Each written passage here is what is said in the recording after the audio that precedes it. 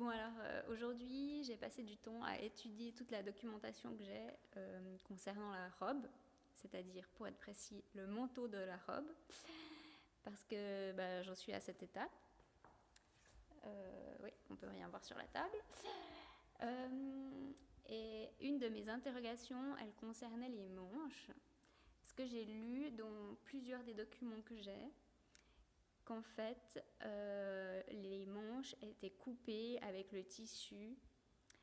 Enfin, disons, imaginons que notre robe elle a un tissu à motif des rayures verticales, d'accord? Donc la robe va être coupée avec les rayures verticales, mais par contre, la manche va être coupée de manière à ce que les rayures soient horizontales.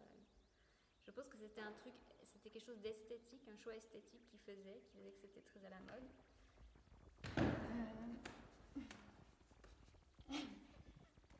Là, on le voit par exemple sur cette robe-là. On voit que. Alors là, c'est l'envers du tissu, mais c'est un motif floral comme ça.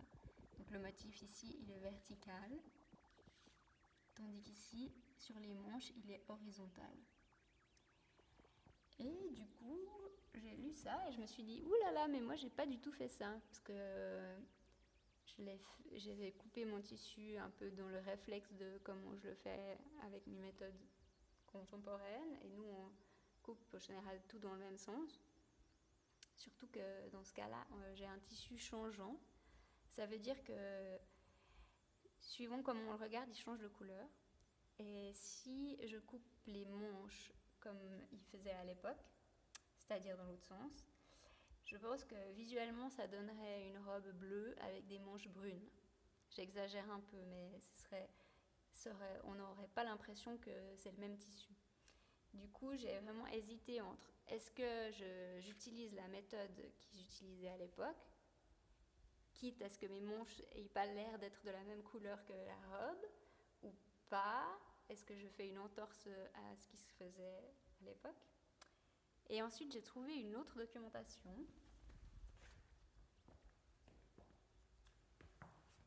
qui est cette robe-là.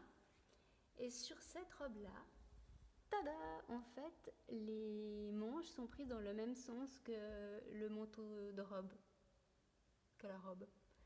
C'est écrit là, que c'est précisé que c'est un...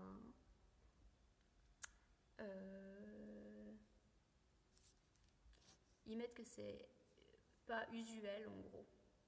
Du coup, c'est un peu une exception. Mais donc, on a la preuve d'une exception. On peut faire